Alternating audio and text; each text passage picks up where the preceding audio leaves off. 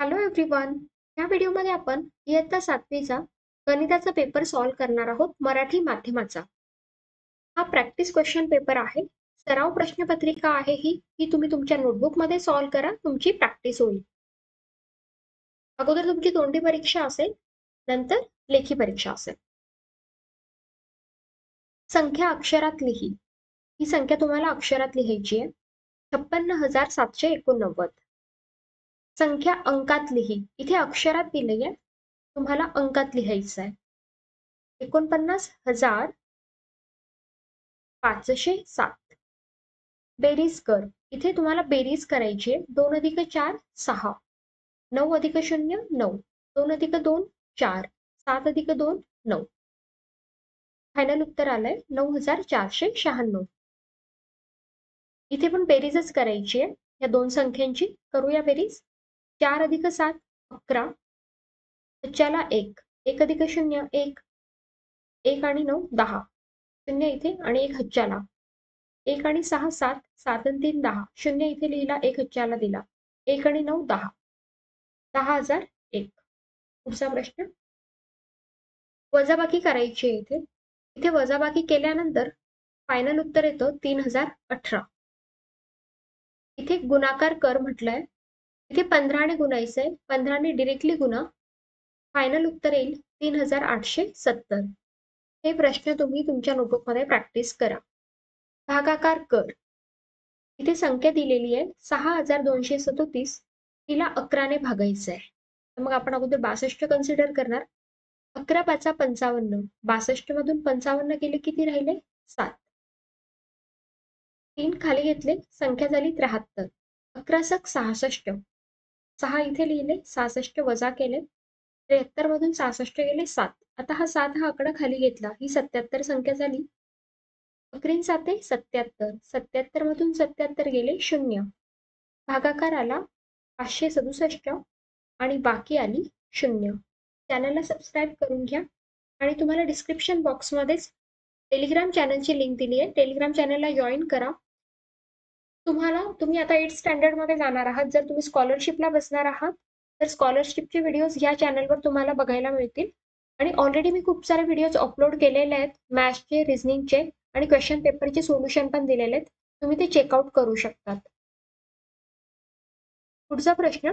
एका गावातील ग्रामपंचायतीच्या निवडणुकीत 4,572 पुरुषांनी व 5,002 स्त्रियांनी मतदान केले तर गावात एकूण किती मतदान झाले? म्हणजे या दोघी संख्यांची तुम्हाला काय करावी लागेल? बेरीज करावी लागेल. या दोघी संख्यांची बेरीज करा. उत्तर आलंय 9,574. गावात एकूण 9,574 मतदान झाले. जेव्हा वर्ड्स प्रॉब्लेम असतात ना, तेव्हा ही शेवटची लाईन लिहत चला. तुम्हाला काय प्रश्न विचारला होता, इथे तुम्हाला उत्तर मिळालंय ना. मग गावात एकूण 9,574 मतदान झाले हे लिहित चला. जर तुम्ही इथेच सोडून दिलं तर तुमचा अर्धा मार्क कट होऊ शकतो. कवायतीसाठी एका ओळीत 15 विद्यार्थी याप्रमाणे 18 ओळी झाल्या तर कवायतीसाठी एकूण किती विद्यार्थी होते? कवायतीसाठी एका ओळीत किती विद्यार्थी आहेत? 15 विद्यार्थी. तर अशा किती ओळी झालेल्या आहेत? 18. तर एकूण विद्यार्थी आपल्याला विचारले. मग आपण काय करणार? गुणाकार करणार. एका ओळीत 15 विद्यार्थी तर 18 ओळीत किती? तर 15ला 18ने गुणणार. मग उत्तर आलंय 270. ही लाईन लिहिणार. कवायतीसाठी एकूण 270 विद्यार्थी होते. पुढचा प्रश्न. रिकाम्या जागी योग्य संख्या लिही. इथे ऑब्झर्व करा. बघा 42,000 आहे अधिक 700. मग 2च बाकी आहे म्हणून अधिक 2, कारण की शून्याची प्लेस व्हॅल्यू 0च असते. अधिक 0 अधिक 2 लिहिलं तरी चालेल, पण डिरेक्टली 2 लिहिलं तरी सुद्धा चालणार. आता गुणाकार कर म्हटलंय. दोघी संख्यांना वजाचं चिन्ह आहे. मग वजा वजा काय होतं? अधिक होतं. पण अधिक आपण लिहित नाही. प्लसचं चिन्ह आपण देत नाही. म्हणून डिरेक्टली लिहिणार. यांचा गुणाकार करून 7 5 35, 5 इथे हच्च्याला 3, 7 चकम 42 आणि 3 45. फायनल उत्तर आलंय 455. अतिसंक्षिप्त रूप द्या. या संख्येला अतिसंक्षिप्त रूप द्यायचे. इथे मी हे फायनल उत्तर लिहिलंय, पण उत्तर कसं आलं हे एक्सप्लेन करते. 38 भागीला 152. तुम्ही आता 38ला मायनसचं साइन दिलं आणि याचं मायनसचं साइन इकडे वरती दिलं तरी सुद्धा चालणार. मग आपण दोघी संख्यांना 19ने भागितलं. मग 19 दुने 38 आणि 19 8 152 आणि इथे वजाचं चिन्ह आहे म्हणून -8. आता दोघी संख्येला आपण 2ने पण सुद्धा भागू शकतो. मग अजून 2ने भागितलं तर बे एक बे, बेचोक 8 वजाचं चिन्ह म्हणजे 1/4 किंवा याचं उत्तर तुम्ही -1/4 लिहिलं तरी सुद्धा चालणार आहे. दोघंही सेमच आहेत. -1/4 लिहा ते सुद्धा चालेल. पुढचा प्रश्न, रिकाम्या जागी योग्य संख्या लिहा. इथे तुम्हाला योग्य संख्या लिहायची रिकाम्या जागी. 203 गुणिला इथे काय येणार? तर इथे 302 येणार कारण की आपल्याला गुणाकार काय हवाय? 1 हवाय. मग आपण त्याच्या रेसिप्रोकलने गुणतो. हा 3 3 कॅन्सल होईल, हा 2 2 कॅन्सल होईल. मग राहील काय शिल्लक? 1 राहील. पुढचा प्रश्न, खालील पदावली सत्य होण्यासाठी योग्य त्या ठिकाणी कंस काढा. तर इथेही तुम्हाला फक्त इतकंच दिलेलं होतं 10 गुणिला 4 अधिक 3 वजा 2. मी इथे फायनल उत्तर लिहून दिलेलं आहे. पण आता तुम्ही जर इथे ऑब्झर्व केलं, हे तुम्ही डिरेक्टली सॉल्व्ह केलं. 10 चोक 40, 40 अधिक 3 43 वजा 2 41 उत्तर होतं. पण आपल्याला बरोबर उत्तर किती हवंय? 68 हवंय. मग आपण इथे ऑब्झर्व केल्यावर आपल्याला कळतंय की 4 आणि 3 ला जर आपण कंस केला तर काय होतं? 7 होतात. मग 10 गुणिला 7 70 वजा 2 68 होतात. म्हणून मी 4 अधिक 3 ला कंस केला. पुढचा प्रश्न, दिलेल्या माहितीवरून समीकरण तयार कर. या माहितीवरून तुम्हाला समीकरण तयार करायचंय. मी इथे तुम्हाला समीकरण सॉल्व्ह सुद्धा करून दिलेलं आहे. समीकरण हे येईल. हे कसं आलं आपण बघूया. समजा एका संख्येच्या तिप्पटीतून 3 वजा केले असता 33 ही संख्या मिळते. मग ती संख्या आपण काय मानूया? x मानूया. मग त्या संख्येच्या तिप्पटीतून म्हणजे 3x. ओके, 3 वजा केले, वजा 3 लिहा असता 33 ही संख्या मिळते. बरोबर 33. खूप इझी आहे. एक वाक्यातले तुम्ही 2 शब्द व्यवस्थित वाचा आणि त्या शब्दांचा अर्थ लिहित चला. तुम्हाला समीकरण बरोबर मांडता येईल.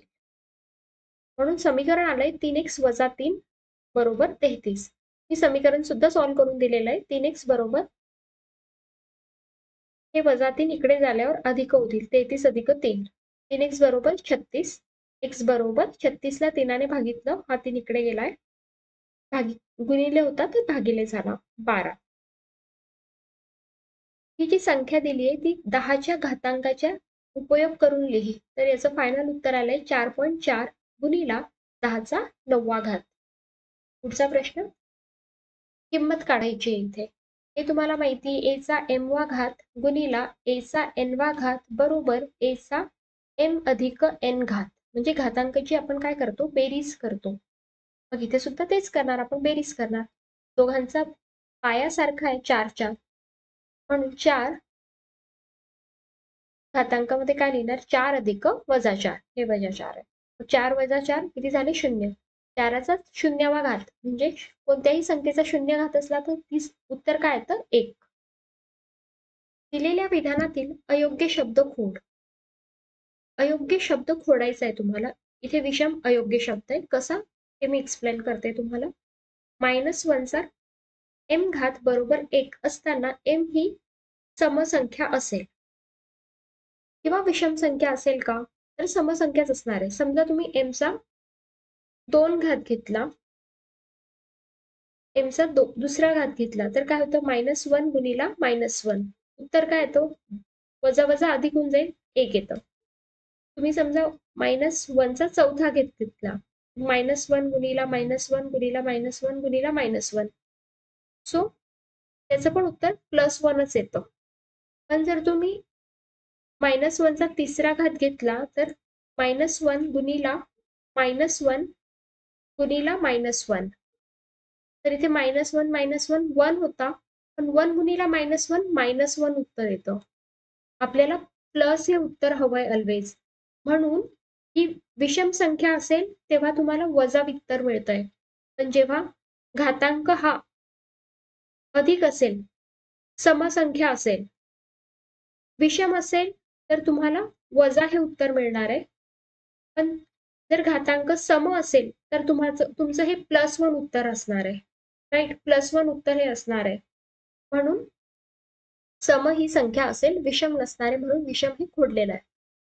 पुढचा प्रश्न, त्रिकोणांच्या बाजूंचे लंब दुभाजक एक संपाती असतात, त्यांच्या संपात बिंदूस काय म्हणतात? तर काय म्हणतात? परिमध्य म्हणतात. पुढचा प्रश्न, जोडमूळ संख्यांच्या जोड्यांना गोल कर. ही जोडमूळ संख्या कोणती आहे? 29 आणि 31, 29 आणि 31. पुढचा प्रश्न, 8 किलो साखरेची किंमत 320 रुपये आहे, तर 5 किलो साखरेची किंमत काढ. 8 किलो साखर 320 रुपये.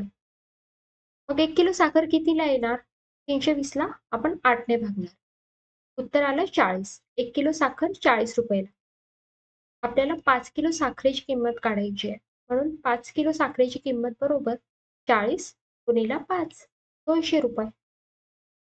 पुढचा प्रश्न, एक काम पूर्ण करण्यास 5 मजुरांना 15 दिवस लागतात, तर ते काम 3 दिवसात पूर्ण करण्यासाठी किती मजूर लागतील? समजा एक्स मजूर एक काम 3 दिवसात पूर्ण करतील. आपल्याला 3 दिवसात किती मजूर काम करतील, ते काम फिनिश करतील, एक काम ते आपल्याला काढायचं आहे. म्हणजे आपण त्याला एक्स मजूर कन्सिडर केलंय, समजलंय. आणि इथे काय दिलेलं आहे? 5 मजूर एक काम 15 दिवसात पूर्ण करतात. आता काम तर सारखंच आहे ना, म्हणून इथे आपण बरोबरीचे चिन्ह लिहिलं. 5 मजूर 15 दिवसात, 5 गुणिले 5, तर एक्स मजूर 3 दिवसात करतील. आपल्याला एक्स ही संख्या काढायची आहे. मग एक्स बरोबर 5 गुणिले 15 ला आपण 3 ने भागणार. बरोबर काय आलं? 25. म्हणून एक काम 3 दिवसात पूर्ण करण्यासाठी 25 मजूर लागतील.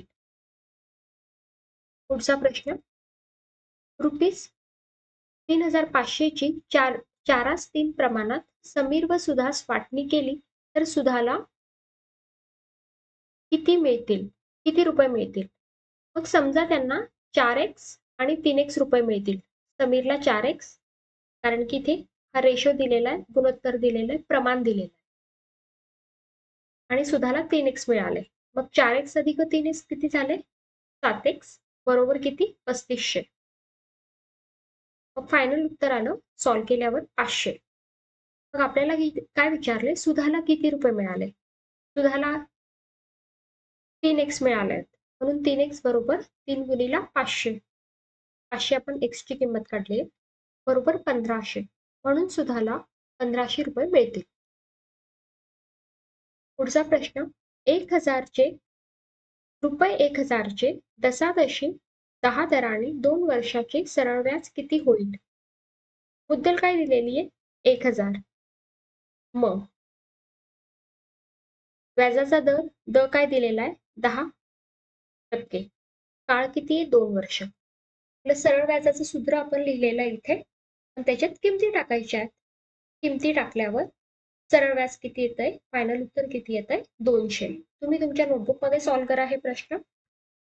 पुढचा प्रश्न, सोबतच्या आकृतीतील विशाल कंसाचे नाव लिहा. विशाल कोण विचारलाय, म्हणून हा कोण? विशाल येणार.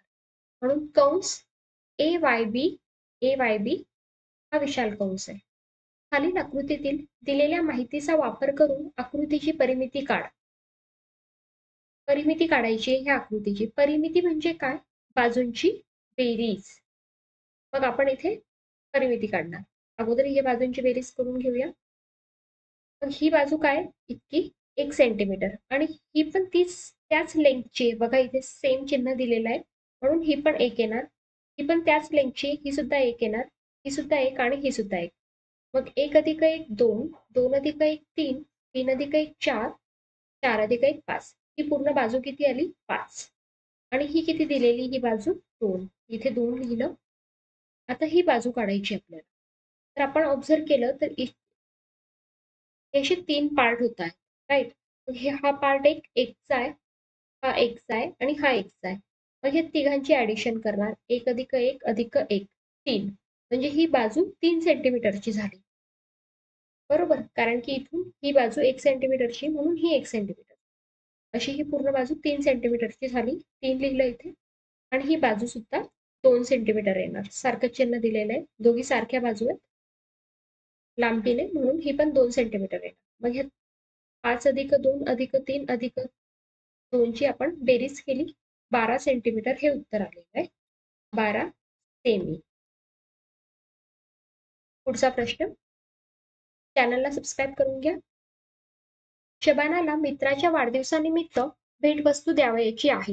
ही भेटवस्तू तिने एका इष्टिकाचिती खोक्यात ठेवली आहे. त्या खोक्याची लांबी 11 सेंटीमीटर, रुंदी 8 सेंटीमीटर व उंची 5 सेंटीमीटर आहे. या खोक्याला बाहेरून एक रंगीत कागद तंतोतंत लावायचा आहे. तर एकूण किती कागद लागेल? ओके, तर लांबी किती आहे? 11 सेंटीमीटर त्या खोक्याची, रुंदी 8 सेंटीमीटर आणि उंची 5 सेंटीमीटर, ते आपण लिहून घेतलंय. आणि आता खोक्यावर आपल्याला रंगीत कागद लावायचा आहे. गिफ्टला आपण रॅपर करतो ना, त्या पद्धतीने. तर मग आपल्याला काय लागेल? खोक्याचं पृष्ठफळ लागेल. मग खोक्याचं पृष्ठफळाचं सूत्र काय? 2 कंसात लांबी गुणिला रुंदीच म्हणजेच काय? L गुणिला B अधिक B गुणिला H म्हणजे रुंदी गुणिला उंची, अधिक इथे अधिकच चिन्ह आहे, H गुणिला L उंची गुणिला लांबी. मग इथे या किमती टाकलेल्या आहेत. L ची किंमत 11 टाकली, B ची किंमत 8 टाकली, 11 गुणिला 8 अधिक या सगळ्या किमती टाकल्या आहेत. मग हे सॉल्व्ह केलं. 11 8 88, 8 5 40, 11 5 55, इथे पण अधिकचं चिन्ह आहे. मग यांची ऍडिशन केली, 183 आली. 2ने गुणल्यावर 366 आलं. 366 चौरस सेंटीमीटर रंगीत कागद लागणार. पुढचा प्रश्न, 3K 4K आणि 5K हे पायथागोरसचे त्रिकूट आहे. K ची किंमत कोणतीही एक नैसर्गिक संख्या घेऊन पायथागोरसचे त्रिकूट मिळव. तुम्हाला पायथागोरसचे त्रिकूट मिळवायचं आहे. मग K ची संख्या आपण 1 समजूया. नैसर्गिक संख्या म्हटली ना, तुम्ही 2ही कन्सिडर केली तरी चालणार आहे, 3ही कन्सिडर केली समजली तरी चालणार आहे.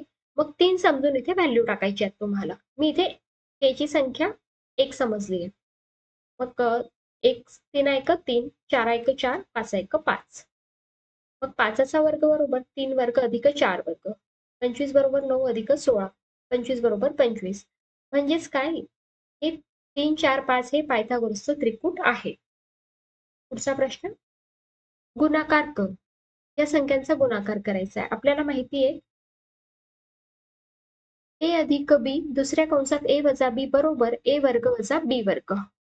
ह्याच फॉर्मॅटमध्ये हे दिलेलं आहे. मग इथे A काय आहे? 3x. मग 3x चा वर्ग वजा B काय आहे? 8 आहे, वजा 8चा वर्ग. 3x चा वर्ग काय येणार? 3चा वर्ग 9 आणि x वर्ग, 9x वर्ग, 8चा वर्ग 64. खूप इझी आहे. पुढचा प्रश्न, भिंतीवरील शोपीस म्हणून मधील घुंगराच्या दोरांची लांबी, ह्या लांब्या दिलेल्या आहेत घुंगरांच्या दोरांच्या त्या शोपीस मधील. तर घुंगरांच्या दोरांची सरासरी लांबी किती? मग काय करणार? सरासरीसाठी ह्या ज्या लांब्या दिलेल्या आहेत घुंगरांच्या दोऱ्यांच्या, त्यांची आपण बेरीज करणार आणि ती संख्या किती आहे त्याच्याने आपण भागणार. मग घुंगरांच्या दोऱ्यांची सरासरी लांबी बरोबर एकूण घुंगरांच्या दोऱ्यांच्या लांबींची बेरीज आणि एकूण घुंगरांच्या दोऱ्यांची संख्या. मग अगोदर आपण बेरीज करून घेणार. 35 अधिक 37 अधिक 39 अधिक 44 अधिक 39 अधिक 37 अधिक 35. आणि एकूण घुंगरांच्या दोऱ्यांची संख्या किती आहे? 1 2 3 4 5 6 7. मग 7ने आपण भागणार. उत्तर प्रश्न खूप सोपा आहे, फक्त मांडणी व्यवस्थित करा. मग यांची बेरीज आली 266. मग 266ला आपण 7ने भागितलं, तर उत्तर आलं 38 सेंटीमीटर. म्हणून घुंगरांच्या दोऱ्यांची सरासरी लांबी किती असेल? 38 सेंटीमीटर असेल. पुढचा प्रश्न,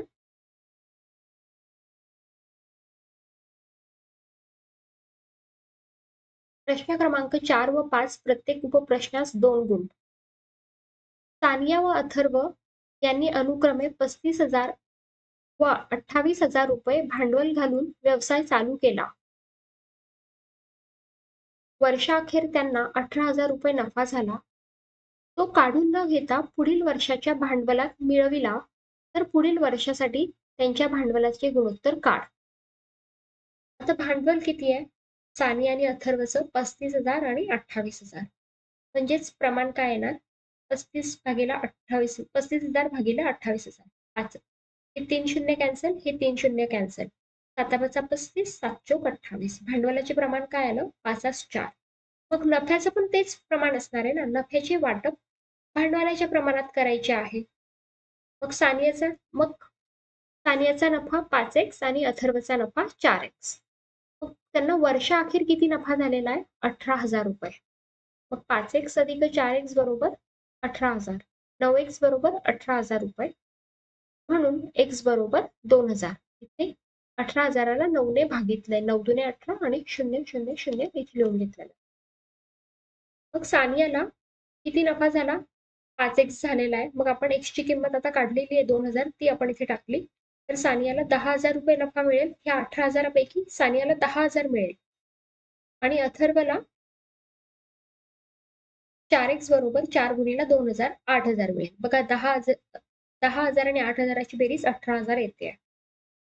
मग त्यांनी काय म्हटलंय, तो नफा त्यांनी काढून न घेता काय केलं, त्यांचं जे भांडवल होतं सानिया आणि अथर्वचं, त्याच्यातच त्यांनी मिळवून दिलेलं आहे. मग त्या भांडवलाचं प्रमाण काय? मग आता सानियाचं अगोदरचं भांडवल किती होतं? 35,000 आणि आता तिला नफा किती झालेला आहे? 10,000. मग इथे आपण 35,000 हे 10,000 मिळवले, उत्तर आलं 45,000. आणि अथर्वचं आता नवीन भांडवल काय होईल पुढच्या वर्षी? अगोदरचं भांडवल 28,000 आणि त्याला नफा मिळालेला आहे 8,000.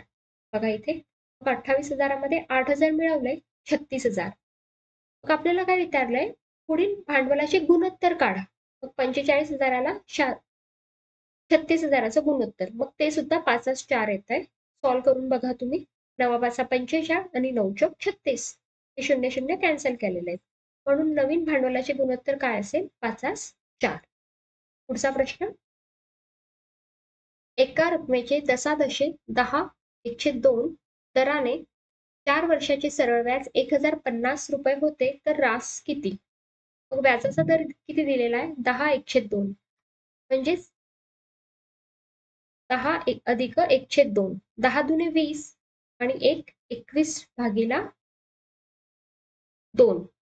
बरोबर. काळ किती आहे? 4 वर्ष. सरळ व्याज किती आलेलं आहे? 1,050. मग आपल्याला इथे मुद्दल काढावी लागेल. आपल्याला मुद्दल माहिती नाहीये. मग सरळ व्याजचं सूत्र लिहिलं. इथे किमती टाकल्या. मग आपल्याला म्हणजेच काय? मुद्दल आपल्याला मिळेल. मुद्दल आली. हे सॉल्व्ह केल्यावर 2,500. मग फायनल काय विचारले आपल्याला? रास किती असेल? मग मुद्दल मध्ये व्याज मिळाल्यावर रास मिळते. रास बरोबर मुद्दल अधिक व्याज. मुद्दल आपण काढली 2,500 आणि व्याज आपल्याला दिलेलंच आहे 1,050. हे बघा. त्यांच्या दोघांची बेरीज केली. फायनल उत्तर आलं 3,550. इथे खाली लिहा की रास 3,550 होईल. खाली कन्क्लुजन लाईन किंवा आन्सर लाईन लिहायला विसरू नका. पुढचा प्रश्न. अवयव पाडा. मग इथे हे नंबर लिहिलेले 3ABC अधिक 24A चा वर्ग BC. मग हे जर नंबर आपण ऑब्झर्व केले तर इथे पण A कॉमन आहे. इथे 2 A आहेत. राईट. इथे B आहे, इथे पण B आहे, इथे पण C आहे, इथे पण C आहे. मग 24 म्हणजेच काय? 3 गुणिले 8. 8 त्रिक 24. मग आपण 3 ABC पूर्ण कॉमन घेतला. बरोबर. तर मग इथे काय शिल्लक राहिलं? 1. मग अधिक आता 3 जर मी घेऊन घेतला तर 8च शिल्लक राहिला. म्हणून 8 आणि A वर्ग मधला एक A आपण बाहेर घेतला. म्हणून एक A शिल्लक राहिला. B आणि C आपण बाहेर घेतलेला आहे. म्हणून फायनल उत्तर हे आलं. पुढचा प्रश्न. एका त्रिकोणाच्या बाजू 0.7 सेंटीमीटर, 2.4 सेंटीमीटर व 2.5 सेंटीमीटर आहेत. त्यावरून तो काटकोन त्रिकोण आहे का ते सकारण ठरव. तर मग आपण काय करणार? प्रत्येक बाजूचा वर्ग करून घेणार. इथे वर्ग केलेला आहे बघा प्रत्येक बाजूचा. मग सगळ्यात मोठी बाजू आहे ना 6.25 बरोबर 0.49 आणि 5.76 यांची बेरीज बरोबर 6.25च येते. बरोबर. म्हणून 2.5 चा वर्ग 0.7 चा वर्ग अधिक 2.4 चा वर्ग हे बरोबर होत आहे, म्हणून पायथागोरस प्रमेयानुसार हा काय आहे, हा काटकोन त्रिकोण आहे. पुढचा प्रश्न, हा प्रॅक्टिस क्वेश्चन पेपर आहे, तुम्ही नोटबुक मध्ये सॉल्व्ह करा. 17 मीटर लांबीची एक शिडी जमिनीपासून 8 मीटर उंचीवरील खिडकीपाशी पोहोचते. तर भिंतीचा पाया व शिडीचे खालचे टोक यामधील अंतर काढ. आता शिडी, हे बघा, ही भिंत आहे, राईट, आणि इथे ही खिडकी आहे, आणि तिथे सीडी लावली त्या खिडकीपर्यंत पोहोचण्यासाठी. ही सीडी लावली बघा, ए पासून सी पर्यंत अशी सीडी लावली आहे. ही भिंत आहे, बीसी काय आहे, भिंत आहे, समजा बीसी ही भिंत आहे, एसी ही काय, सीडी आहे. भिंती 17 मीटर लांबीची शिडी, म्हणून एसी ची लांबी काय आली, 17. जमिनीपासून 8 मीटर उंचीवरील खिडकीपाशी पोहोचते. मग इथून जमिनीपासून ही भिंत, इथे किती, 8 मीटर उंच खिडकी आहे, म्हणून बीसी ची लांबी किती आली, 8, 17. तर प्रश्न काय विचारलाय, तर भिंतीचा पाया व शिडीचे खालचे टोक यामधील अंतर काढ. शिडीचा पाया काय, ए, आणि भिंतीचं खालचे टोक बी. भिंतीचा पाया बी आणि शिडीचे खालचे टोक ए, या दोघांचं अंतर तुम्हाला फाइंड आउट करायचं. मग इथे तर 90 डिग्रीचा कोण होतोय, मग आपण पायथागोरस प्रमेयानुसार, सिद्धांतानुसार सॉल्व्ह करणार. मग समजा बीसी ही भिंत आहे, एसी ही सीडी आहे, मग बीसी बरोबर 8 मीटर, एसी बरोबर 17 मीटर, आणि आपल्याला एबी माहिती करून घ्यायचं आहे, एबी ची लांबी काढायची आपल्याला. मग पायथागोरस सिद्धांतानुसार एसी वर्ग बरोबर एबी वर्ग अधिक बीसी वर्ग. एसी ची किंमत आपण इथे टाकली 17चा वर्ग, एबी वर्ग आपल्याला माहिती करून घ्यायचा आहे, एबी ची लेंथ आपल्याला माहिती करून घ्यायची आहे, बीसी ची लांबी काय 8, मग 8चा वर्ग, एबी वर्ग बरोबर 17 वर्ग ही इकडे गेली वजा 8 वर्ग, मग एबी वर्ग बरोबर 289, 17चा वर्ग 289, 8चा वर्ग 64, दोघं मायनस केले 225. एबी वर्ग बरोबर 15चा वर्ग, एबी बरोबर 15, स्क्वेअर रूट घेतलं, मग उत्तर काय आलं, 15, राईट. तो भिंतीचा पाया व शिडीचे खालचे टोक हे किती अंतर असणार आहे, 15 असणार आहे, यामधील अंतर 15 मीटर आहे. या प्रश्नामध्ये 48 गुणिला 52चा विस्तार सूत्राचा वापर करून किंमत काढायची. मग 48 ला आपण कसं लिहू शकतो, 50 वजा 2, आणि 52ला कसं लिहू शकतो, 50 अधिक 2. आपल्याला ही सूत्र माहिती आहे, ए वजा बी, दुसऱ्या कंसात ए अधिक बी बरोबर ए वर्ग वजा बी वर्ग. तर इथे ए म्हणजे काय, 50 आहे, म्हणून 50चा वर्ग, दोघं कंसात ए आहे, मग इथे 2 2 आहे, बी म्हणून वजा 2चा वर्ग, ए वर्ग वजा बी वर्गच्या फॉर्मॅटमध्ये आपण लिहिलंय. 50चा वर्ग किती, 2500, 2चा वर्ग 4, दोघांची वजाबाकी केली, फायनल उत्तर आलं 2496. पुढचा प्रश्न, पुढील वारंवारिता सारणी पूर्ण कर. इझी प्रश्न आहे हा, सगळ्यांचा आवडीचा प्रश्न असतो हा सॉल्व्ह करायला. इथे हा पहिला प्राप्तांक सॉल्व्ह करून दिलेला आहे. दुसरं इथे काय दिलेली, वारंवारिता 8 दिलेली, मग ताळ्याच्या खुणा करायच्या आहेत. मग 1 2 3 4 5 6 7 8 3, इथे ताळ्यांच्या खुणा दिलेल्या आहे, किती आहेत, 1 2 3, इथे 3 लिहिलंय, इथे 0 आहे म्हणून डॅश केलं. 13, 5 अधिक 5 10 झाल्या आहे, 11 12 13. मग इथे ऍडिशन ऑलरेडी दिलेली आहे तुम्हाला. पुढचा प्रश्न, एका वर्तुळाकार मैदानाची त्रिज्या 3.5 मीटर आहे.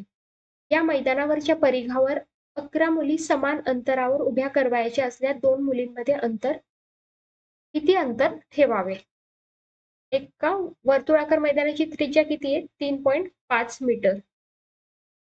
समजा हा मैदान आहे आणि याची त्रिज्या आहे 3.5 मीटर, आणि हा काय येणार, हा परिघ येणार, हे पूर्ण हे परिघ येणार. या परिघावर आहे ना 11 मुली समान अंतरावर उभ्या करायच्या आहेत. या परिघावर समान अंतरावर 11 मुली उभ्या करायच्या आहेत. मग आपल्याला परिघ काढावं लागेल अगोदर.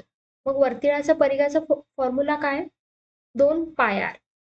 मग आपल्याला इथे त्रिज्या तर दिलेली आहे, मग आपण इथे त्रिज्या आर म्हणजेच काय, त्रिज्या, इथे त्रिज्याची लांबी लिहिली 3.5, सॉल्व्ह केलं, उत्तर आलं 22 मीटर. म्हणजे ह्या परिघाचं पूर्ण परिघ किती मीटराचा येणार? 22 मीटरचा.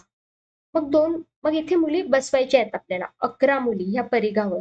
तर मग त्या 2 मुलींमध्ये अंतर किती असेल? अशा 11 मुली बसवायच्या आहेत. म्हणजे शेजारी शेजारी 2 मुली आहेत, त्यांचं किती अंतर असेल? ओके. मग 2 मुलींमधील अंतर किती? 22 ला आपण 11 ने भागणार, कारण की 11 मुली बसवायच्या आहेत आपल्याला. मग 11 दुने 22, 2 मीटर. म्हणजे प्रत्येक एका मुलीमध्ये अंतर असेल 2 मीटर. म्हणून 2 मुलींमध्ये 2 मीटर अंतर ठेवावं लागेल. पुढचा प्रश्न. एका चौरसाच्या बाजूची तिप्पट केली तर त्याचे क्षेत्रफळ मूळ क्षेत्रफळाच्या किती पट होईल?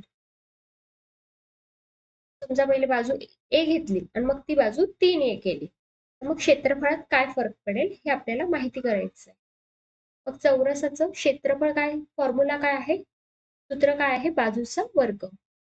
समजा चौरसाची बाजू आपण ए सेमी मानू. मग चौरसाचं क्षेत्रफळ काय आलं? ए चा वर्ग. ए वर्ग चौरस सेंटीमीटर. आता काय म्हटलंय? बाजू तिप्पट केली. मग नवीन चौरसाची बाजू काय येईल? 3a होईल. मग नवीन चौरसाचं क्षेत्रफळ काय? बाजूचा वर्ग. 3a चा वर्ग. मग 3चा वर्ग 9 आणि हा a वर्ग. मग दोघांमध्ये बघा a वर्ग कॉमन आहे. म्हणून किती 9 पट होत आहे ते. नवीन चौरसाचं क्षेत्रफळ किती होत आहे? 9 पट होत आहे. म्हणून फायनल उत्तर काय येणार? नवीन चौरसाचे क्षेत्रफळ मूळ चौरसाच्या 9 पट होईल. पुढचा प्रश्न आणि हा शेवटचा प्रश्न आहे. चॅनलला सबस्क्राईब करून घ्या आणि टेलिग्राम चॅनलला जॉईन करा. तुम्हाला स्कॉलरशिपचे क्वेश्चन पेपर तिथे मिळतील टेलिग्राम चॅनलवर. तुम्ही आता 8th स्टँडर्डला जाणार आहात ना? तर तुम्ही स्कॉलरशिपला बसणार असाल तर तुम्हाला नक्कीच फायदा होईल आणि अदर नोट्स सुद्धा तिथे तुम्हाला अवेलेबल होतील. खाली बँक पासबुकाचे एक पान दिलेले आहे, त्यातील नोंदीचे निरीक्षण कर. याची नोंद हे निरीक्षण करा तुम्ही आणि याच्यावर 2 प्रश्न विचारलेत, ते आपल्याला सॉल्व्ह करायचे आहेत. दिनांक 2 फेब्रुवारी 2016 रोजी बँकेत जमा झालेली रक्कम 1500 रुपये. तर शिल्लक रक्कम किती? 2 फेब्रुवारीला किती जमा झाले? 1500 जमा झाले बघा, डिपॉझिटेड. किती शिल्लक होतं? बॅलन्स किती होता बघा, बॅलन्सचा कॉलम आहे 7000 रुपये. पुढचा प्रश्न. 12 फेब्रुवारी 2016 रोजी चेक क्रमांक दिलेला आहे. किती रक्कम काढली? मग 12 फेब्रुवारीला किती रक्कम काढली? अमाऊंट रक्कम काढली, निकाली गई रक्कम, अमाऊंट विथड्रॉन 3000. 3000 इथे लिहिले आणि शिल्लक रक्कम इथे दिलेली ऑलरेडी 9000 बघा दिलेली आहे. Thank you so much. चॅनलला सबस्क्राईब करून घ्या, व्हिडिओला लाईक करून द्या. Thank you so much.